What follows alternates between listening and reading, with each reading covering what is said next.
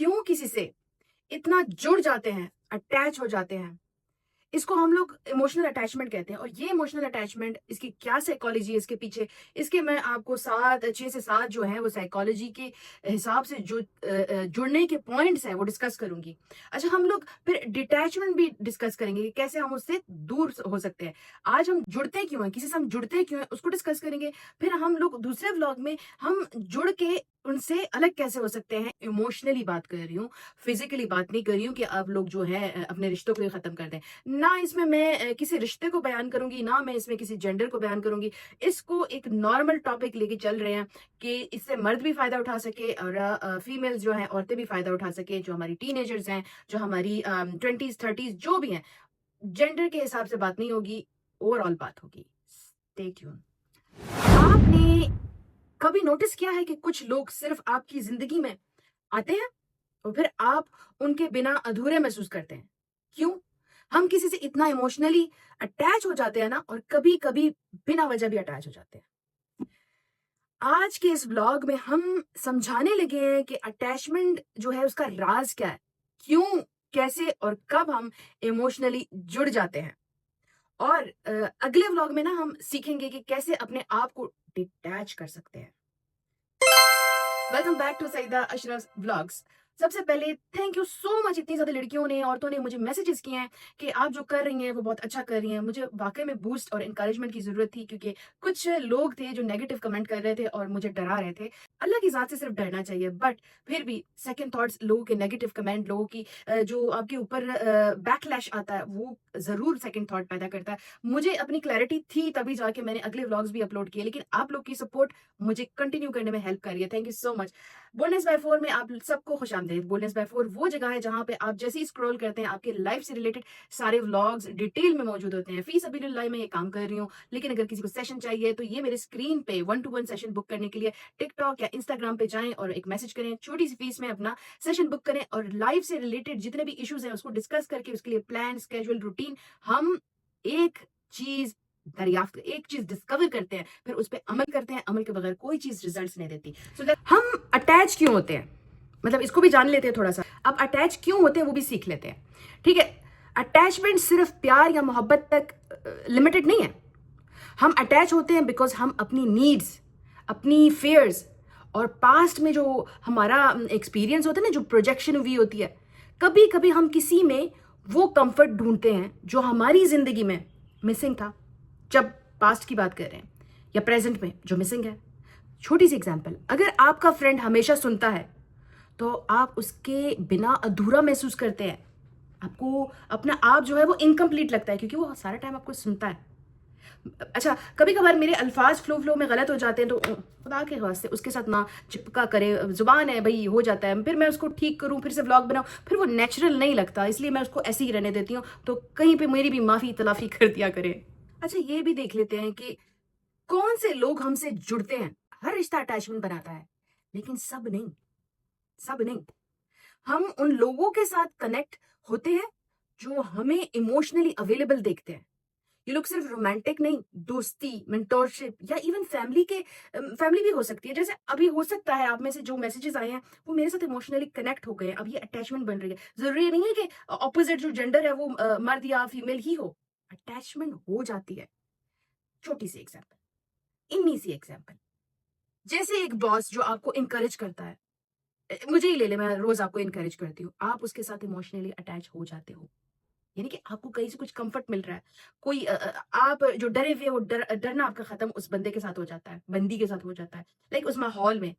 ये अटैचमेंट, मतलब ऐसे लोगों के साथ हम अटैच होते हैं। हर इंसान के अंदर एक इमोशनल मैग्नेट होता है, मकनातीस जिसे कहते हैं। हम नेचुरली उन लोगों के करीब होते हैं जो हमें कंफर्ट देते हैं, अटेंशन देते हैं, या किसी ना किसी तरीके से सपोर्ट देते हैं। ये साइकोलॉजिकल मैकेनिज्म है जो हमारी सर्वाइवल और इमोशनल ग्रोथ के लिए बनाया गया है।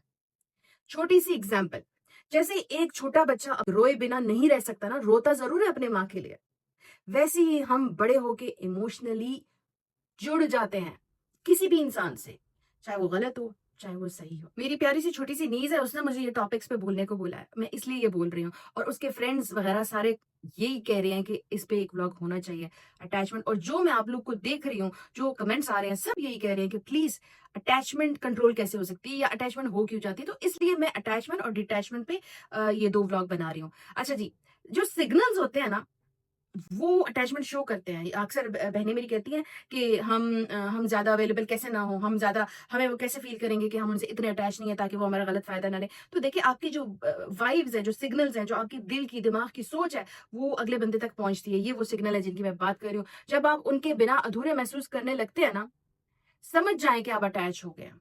और उनको भी समझ आ जाती है कि आप अटैच हो गए हैं। इमोशनल अटैचमेंट के कुछ साइन्स हैं ये। उनकी अप्रूवल की ज़रूरत, उनकी एब्सेंस का स्ट्रेस या कांस्टेंट उनकी याद आना।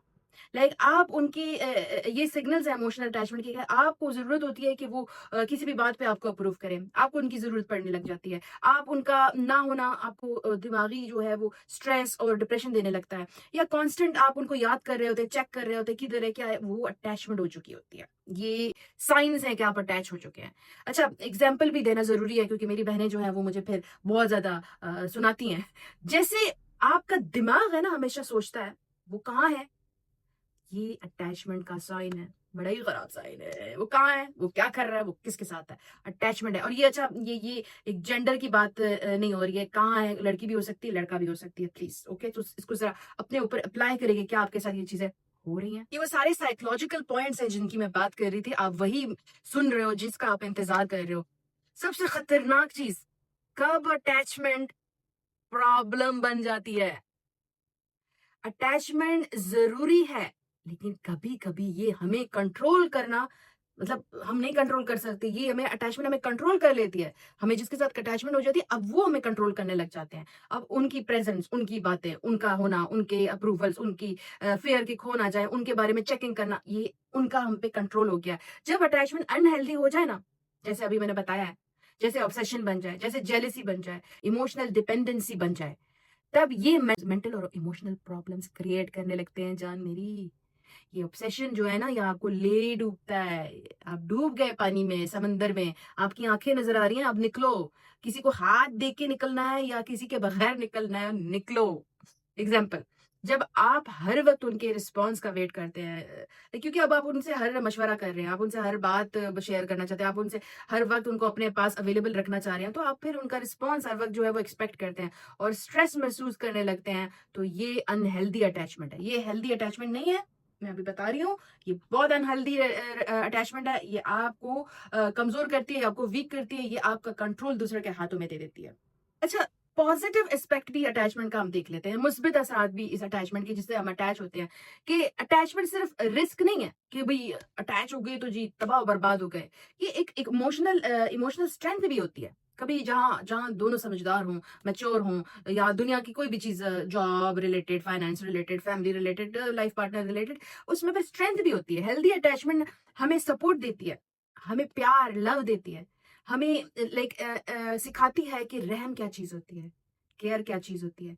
हम कनेक्टेड फ़ील करते हैं और अपनी इमोशनल इंटेलिजेंस जो है, उसको हम लोग डेवलप कर रहे होते हैं।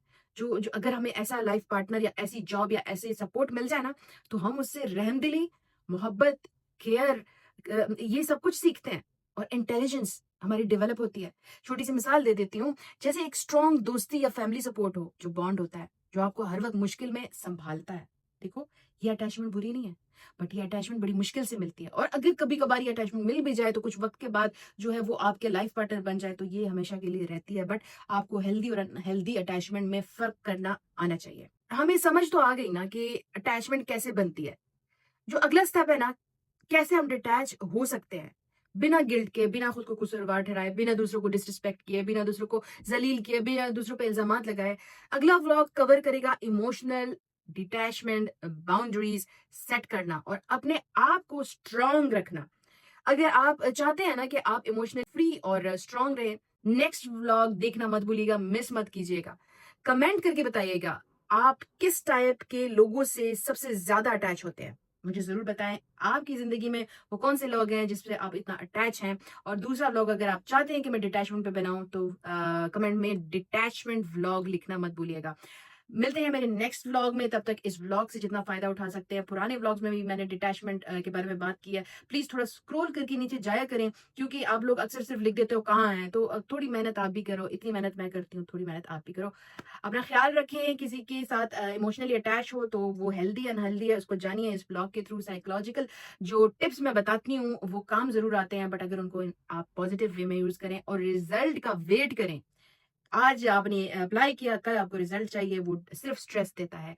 दुआओं में याद रखें, अपना बहुत सारा ख़्याल रखें, खुश रहें, आबाद रहें।